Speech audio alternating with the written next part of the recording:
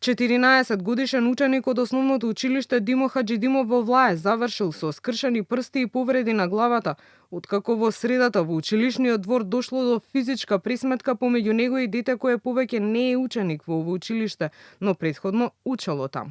Станува збор за малолетник кој е згрижен во отворен дом за деца без родители, а кој според полициски извештаи претходно бил инволвиран во сериозен насилен инцидент во истото училиште, кога нападнал и наставничка.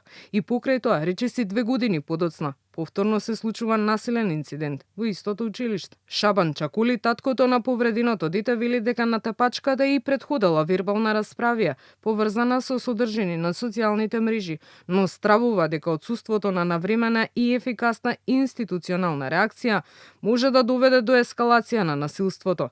Денес е моето дете, утре може да биде било кое друго, овој пат со тупаници, а следното насилство може да биде и со нож, вели Чакули, кој апелира надлежните конечно сериозно да пристапат кон проблемот. Кога влегов во училиште натра, кога го видов негде раскрварен, значи раката оттечена, удрена, ме разбираш.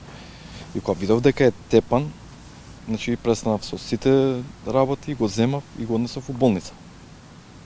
Со тоа, кога отидов таму, беше повреден на главата, удрен фактички и скршена рака.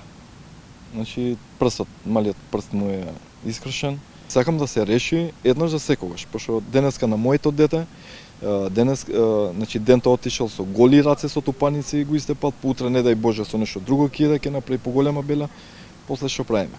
Инцидентот е пријавен во полиција, потврдуваат за Канал 5 од Министерството за внатрешни работи. Оттаму информираат дека се превземаат действија за целосно расчистување на случајот. Во меѓувреме, од училиштето велат дека постапиле согласно своите надлежности и дека веднаш биле превземени мерки за зголемување на безбедноста. Иако станува збор за случување во училишниот двор, се работи за изолиран инцидент помеѓу деца кои порано биле и другари. Сепак, како мерка на предпазливост, ангажиравме двојно повеќе обезбедување. Нашите ученици треба да се чувствуваат безбедно.